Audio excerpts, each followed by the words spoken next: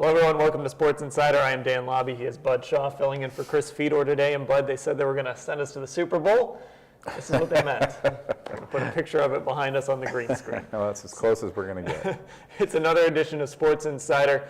And as always, we've got a packed show. We're going to lead things off with Chris Haynes. We're going to talk Cavaliers and that legendary performance from Kyrie Irving last night. Then we'll talk a little Indians. One of our Indians beat reporters will join us, either Paul Hoynes or Zach Meisel. And then Mary Kay Cabot will wrap things up with the Browns and the whole Josh Gordon situation, just kind of more of the same with the Browns. But let's start with the positive side of things. The Cavaliers. Joining us is our Cavaliers beat reporter, Chris Haynes. Chris, how are you? I'm doing fine, guys. How you guys doing? Doing well. And Kyrie Irving last night, Chris, 55 points, no LeBron James against a very good Portland team. Kept the Cavaliers' winning streak going. That performance from Kyrie last night, where does it rank among great performances that you've seen? You know what? It's definitely up there, man. It was definitely an epic performance. When you talk about LeBron, being ruled out prior to the game, and Portland, we all know how potent their offense is, and Kevin Love has been struggling. You just didn't see this coming. You didn't see. I didn't see. And I wrote about this a couple minutes ago. It's on my site, but you just didn't see that there was going to be enough, offensive weapons on this team to be able to contend, throughout the course of the game. But Kyrie Irving, man, he definitely willed he willed this team to victory. As far as how epic this was, as far as the games I've seen, I've seen Damian Lillard do some pretty good things, man, on a big stage in the playoffs. And so it's definitely, if not. For me, it's definitely, if it's not number one, it's definitely number two, man. I think, Damian hitting a shot to send the game-winning shot in Portland, Game 6 in Portland, to send it to a Game 7. That did it for me. But no, excuse me, he hitting the game-winning three-pointer to end the series before it got to Game 7. That was a big time performance there. But Kyrie Irving, man, the only guy, no help. Literally no help throughout the game, and he was able to do that. That was magnificent. Chris, we know he started out 0 for 7. In your mind, was that indicative of him coming out of the locker room wanting to carry the load? Well, I think he knew he had to do that all along. Because like I said, we knew something was not right with Kevin Love. I don't know if it's something mentally, something in his head, or something physically, but I think Kyrie knew that if this team was going to have a chance to win, he was going to have to stay ultra aggressive. And the good thing about scores like Kyrie, missing 7 shots, that's nothing, because you're going to get 7 more probably in the next 5 or 6 minutes. And so it was a good sign that he stayed aggressive and didn't sulk and try to get his guys in. Because, man, like I said, that was one of the most effortless 50-point performances that I've ever seen. And the reason I say that is because, usually when you see a game of that magnitude where there's one guy going off and you have very little contribution from your teammates, it takes an awful lot, because all the defense has to do is key in on you, trap you on the pick and roll, and you can just see it on their faces, man. You can see how fatigued and how much it takes to get through that game. But that was an effortless 55 points, being that he was the only one going on the offensive end. I was just dumbfounded by the way, and I think that speaks to his conditioning. The fact that he would be able to go out there, play at such a high level, being the guy that's being keyed on, and still be able to produce a crazy amount of points like that. That's what's going to stand out to me most out of this game. Chris, one of the criticisms of Kyrie Irving over the years has been, about the performance of his team in general, and why can't the guy just put the team on his back and carry him? Last night we saw him do that. Is this part of the maturation of Kyrie Irving, being able to, when LeBron James is out, put the Cavaliers on his back and carry them to a win over a really good team? Well, I definitely think last night proved it. You mentioned all those things. People had all those questions before, and I think he summed it up. Pretty much in that game. That was a very good team. When the team needed him, he made plays. He also made some good plays, as being a playmaker, getting guys involved. Guys just weren't hitting shots. So he definitely did it. And at the same time, let's not forget, man, he did an unbelievable job on Damian Lillard throughout the course of the game on the defensive end. So he's still playing both sides of the ball. So, yeah, no, definitely. And I think LeBron James being there, just being able to look at how LeBron James orchestrates in practice and in the games, you can just learn some intangibles just from being around him. And I think he's a much better, he's a more developed player as a whole. And, you know, he's only 22, 23, man. The sky's the limit with this kid, man. It's going to be scary to see what he's going to be like 5 years from now. Chris, I think they were, 1-8 without LeBron this year? Like do you think there was a conversation before this game between the two of them with LeBron kind of urging him to make sure that didn't become 1-9? I definitely think that's the case. I don't know that to be a fact, but no, I think everybody knew that they were 1-8 going into that game, and this is the Portland, 7-game winning streak at the time. A Portland Trailblazers squad who, like I said, man, is one of the most offensively gifted teams we have in this league. I wouldn't have been surprised if LeBron James did go up to Kyrie and say, "Hey, man, this is your show. Put the team on your back. Do what you got to do." Now, I pretty much know for a fact if that talk did happen, that LeBron James didn't think he was going to go out there and almost, break his 56-point scoring record out there. But sure, he came pretty close, man. And like I said, everything that Kyrie's getting right now, the praise and the accolades for this performance, is well deserved. And he's definitely, if anybody had any doubts about him being an all-star player or being, deserved, or if he deserved to be added on as a reserve, I think all that nonsense was killed last night. Well, the conversation that predates your arrival in town was just last year when people were trying to decide whether he was a max player or not, right? I think whether he was better than Dion Waiters. Yeah, whether he's better than Dion. I think we have a couple of those answers. Chris, a guy that is struggling, Kevin Love, what's going on with him right now? You know what, guys, I really do think he's lost his confidence. And I don't think he's lost his confidence within his ability to get the job done.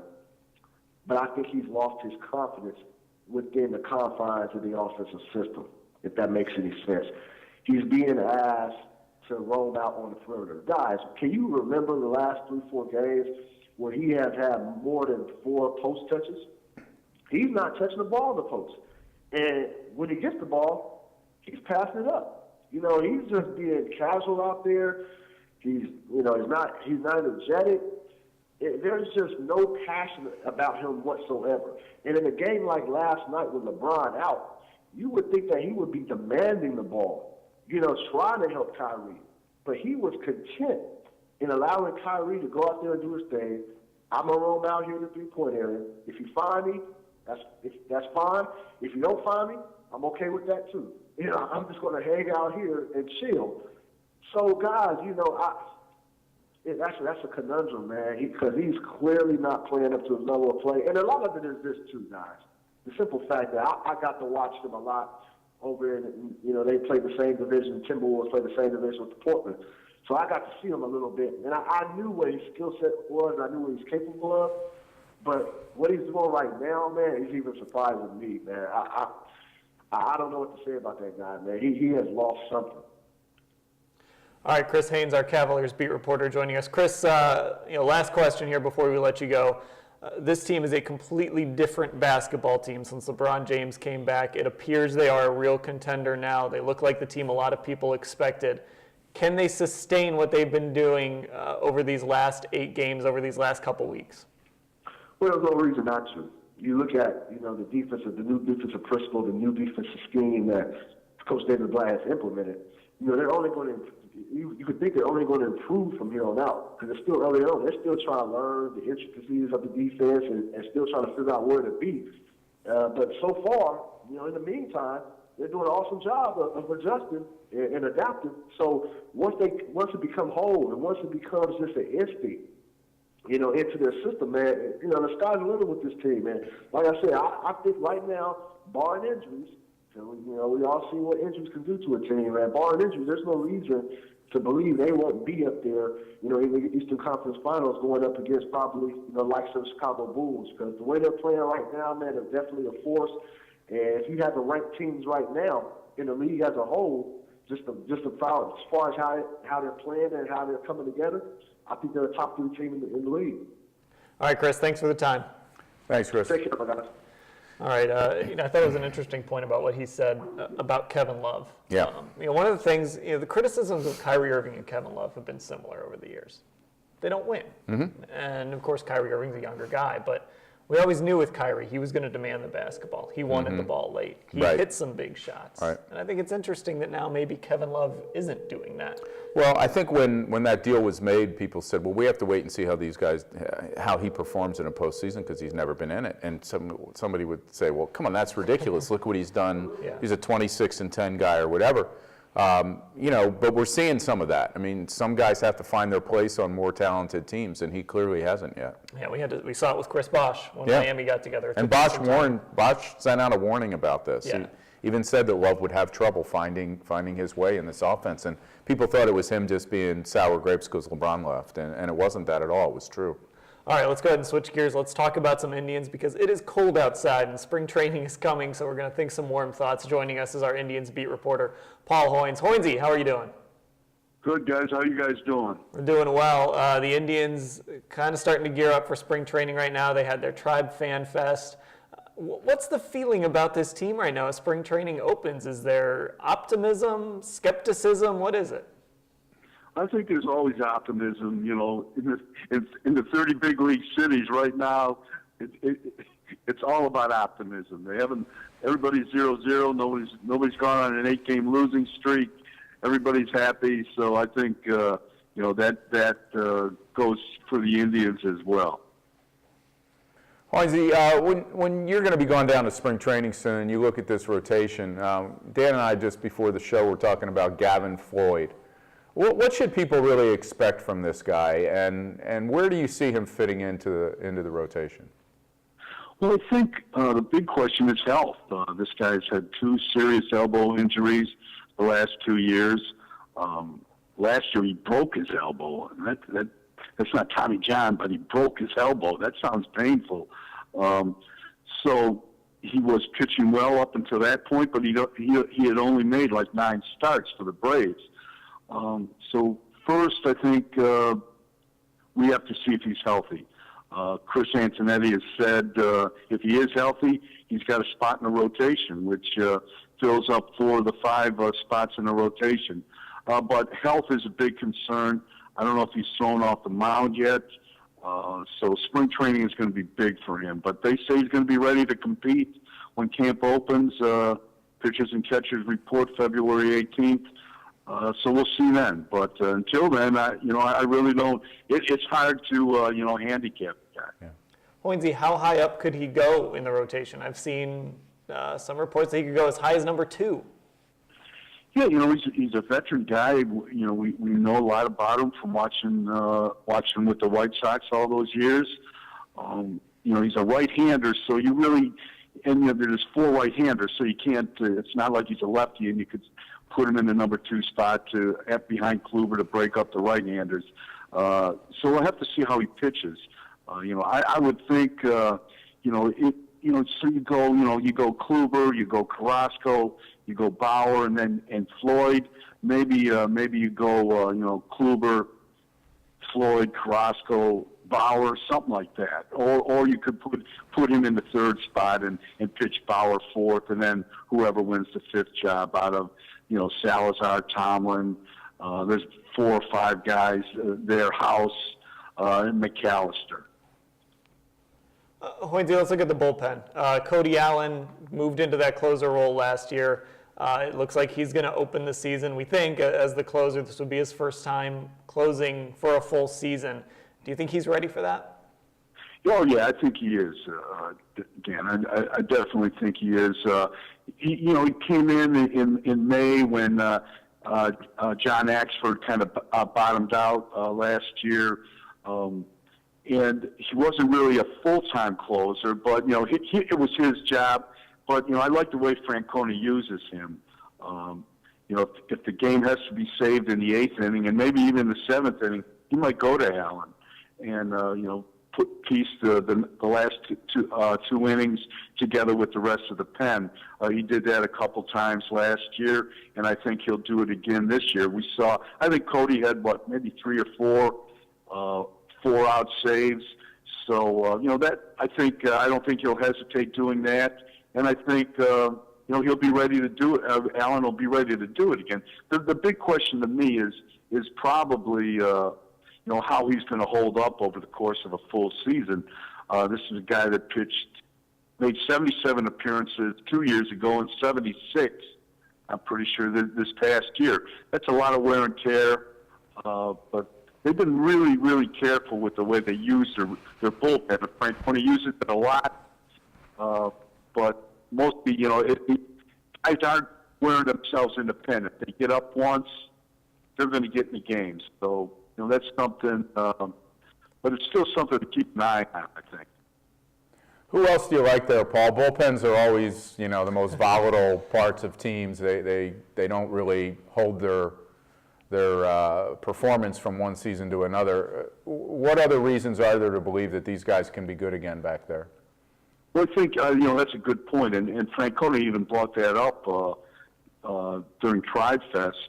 He goes, you don't pay for performance in a bullpen, meaning, like you just said, they're very volatile, and guys get worn out. You get those guys that make 70, 75 appearances, and that carries over into the next year. And they had 4 guys that made 70 appearances or more, and they set an American League record with, I want to say over 700 relief appearances. I might be wrong on that number, but they did set an American League record.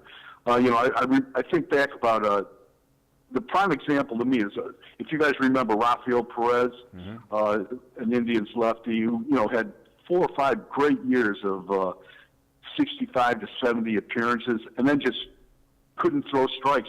He couldn't, he never recovered. He got a bad shoulder and never really made it back to the big leagues. And so I think that's why they got Scott Downs. They brought him in. They've got Anthony Swarzak from the Twins. They brought a couple of these, veteran guys. That Swarzak has thrown close to 100 innings 2 or 3 times out of the bullpen. Downs has been around forever. They've got a couple more guys that they have on spring training invites. Just to cover their bases, and just to if there is a failure in performance in spring training or somebody breaks down, they've got some extra body. Hoynesy, what do they say about the mental and physical health of a sports writer who's covered 30 straight spring trainings? There is. I'm laying on a psychologist's couch right now talking to the guy. They're trying to convince me one more, and then trying to wipe out those nightmares of 100 lost seasons and Albert Bell chasing me around the clubhouse. I mean, you were covering the bullpen from hell at one point, weren't you? The bullpen from hell, yeah. Hoynesy, you survived snakes in the press box. You've survived wearing 2 belts at once? That's right. That's what happens to you. And that was early in my career. Just think of now. Oh, my God. That's scary. One last question, Paul. As we start to see some early predictions coming out, the White Sox are getting a lot of buzz. They were very active this offseason. There are people out there that really like them to win this division. Do you think it's a reality? Can they make that leap?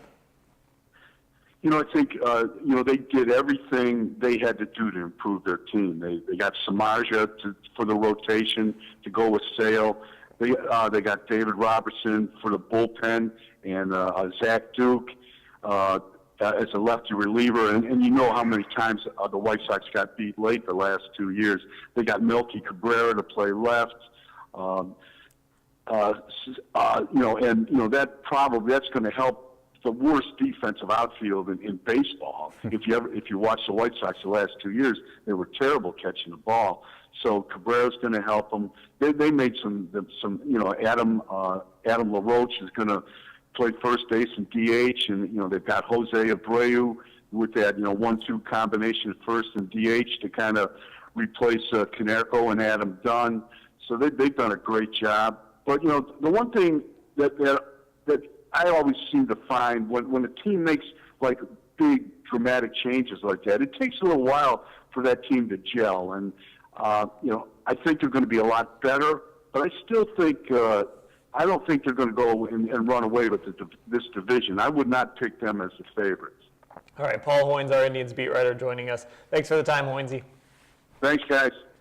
All right, Indian season gearing up, but like I said, a lot of people are on the White Sox bandwagon. A lot of people, of course, still like the Tigers. The Royals went to the World Series last year. Yeah, it's funny to me that the Royals go to the World Series and they're really not. I mean, they're not at the top of the conversation, and they should be still. This division should be pretty interesting, good. Yeah, especially if the pretty good. Indians are good. Yeah. You've got 4 teams that could be. absolutely. It could make for a very interesting division race.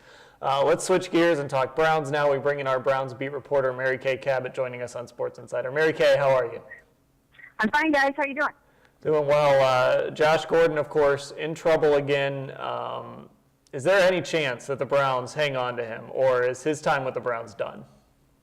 I think there is a chance that they hang on to him, not necessarily for him to play for the Browns again, but for the opportunity to possibly maybe even get some compensation for him. I mean, if they do hang on to him, they really don't have anything to lose by doing that right now. If he is suspended for the year or the minimum of a year, then, he's not around the team. It doesn't cost them a dime to hang on to him at all.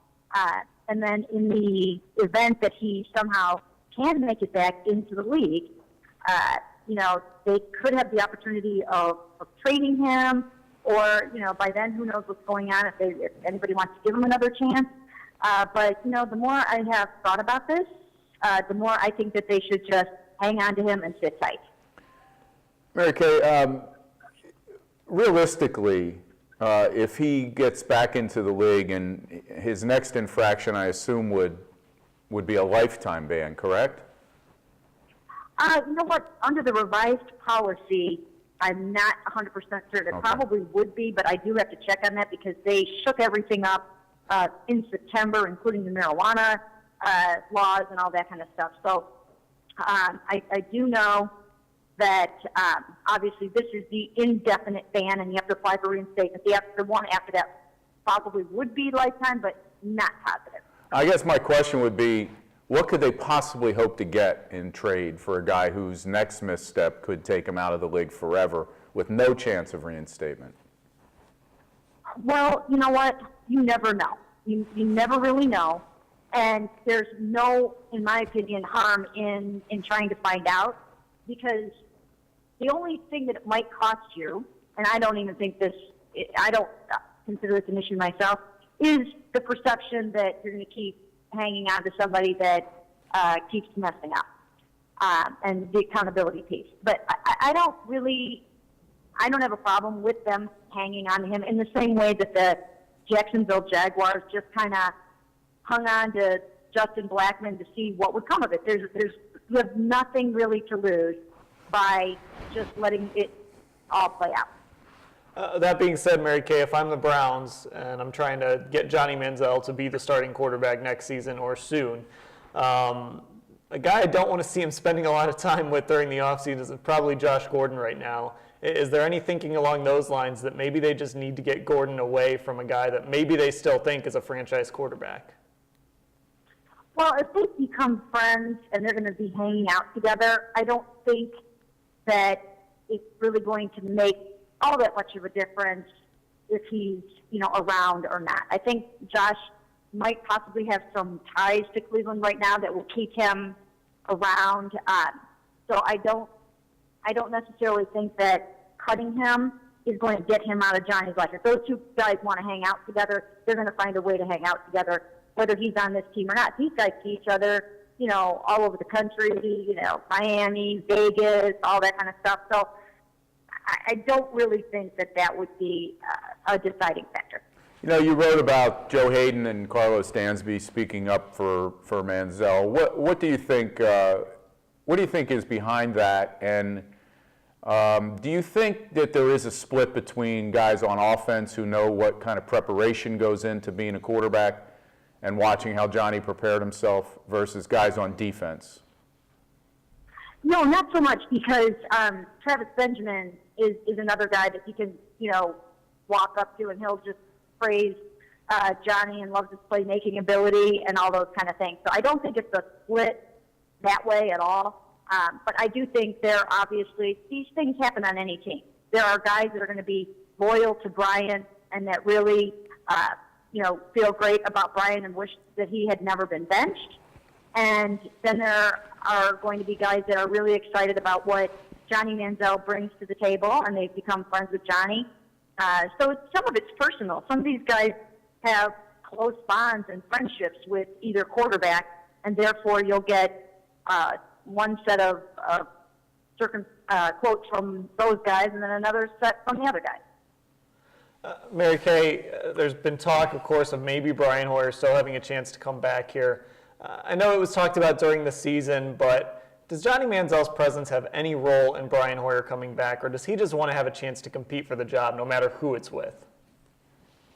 I think, for the most part, that he wants to have a chance to compete for a starting job, and he wants to be in a situation that will be positive and pleasant and fair and all those kind of things. If he feels like this current regime, and again, they did not bring in Brian Hoyer. You have to remember that those things matter when decisions are made. If they didn't bring him in, then they just don't have the same allegiance to him. They did, however, bring in Johnny Manziel. So, I think that there would be a chance that they're going to want to try to see if they can make something out of Johnny. So Brian's going to have to weigh all of those factors, and he's going to have to, determine, does he want to come in here and for the most part probably even kind of start out as a backup while they try to groom Johnny to become something. I'm asking on behalf of Browns fans who may want to start scouting spots out on the 480 bridge. Is there any chance that they bring both of these guys back and we have a replica competition of what we went through last year, and they're the only two quarterbacks that have a chance to play for this team next year? I don't believe so. I do not see that happening. I really don't. I don't think they're going to search far and wide, leave no stone unturned, and make it their mission, as Jimmy Haslam has called it, to fix and correct the quarterback situation and come back with the exact same situation that they had this year, which resulted in losing, 6 out of the last 7 games. I don't see that happening. Now, strange things have happened. We never thought that, Derek Anderson was ever going to come back, or Kelly Walker. We've had these weird quarterback situations before where you think there's no way in heck some of these guys are ever coming back, and they come back. So I don't know. I wouldn't rule it out, but I don't see it happening. Okay, but so if they're seriously talking about Hoyer coming back and talking to his people, and they can be believed when they say that Manziel still has a chance to become a solid starting quarterback, what else are they going to do? Well, you know what else they're going to do is they're going to scour the free agent market, and they're going to try to determine, is Ryan Mallett a better fit for them, or Mark Sanchez? Better fit than who, Hoyer or Manziel? I would think Hoyer. Huh. I would think Hoyer. I don't think, we've heard Ray Farmer basically say that he thinks that Johnny has the ability in his body to get it done. Right now, I don't think that they're ready to give up on Johnny yet. It's hard to read the tea leaves. It's hard to say, but I don't think that they're 100% ready to give up on him yet. Now, that doesn't mean they won't add somebody to the mix with him, but I don't see that they're ready to close the door on the Johnny Manziel project. All right, Mary Kay, thanks for the time. Thanks, Mary Kay. Thank you. Thank you, guys. All right, that'll do it for another edition of Sports Insider. Our thanks to Chris Haynes, Paul Hoynes, and Mary Kay Cabot for joining us. If you missed any of it, you can catch the archive later at cleveland.com/sports, because Bud was sitting next to me co-hosting. We don't have Shaw's spinoffs for this week. We'll be back with those next week when Chris Fedor is back from the Super Bowl. He's actually in. He's on vacation, isn't he? Yeah. Nice. Yeah, he's there on vacation. Wow. We've got the green screen. He's actually there. So are we. All right, that'll do it for another edition of Sports Insider. For Bud Shaw, I'm Dan Labbe. Thanks for watching.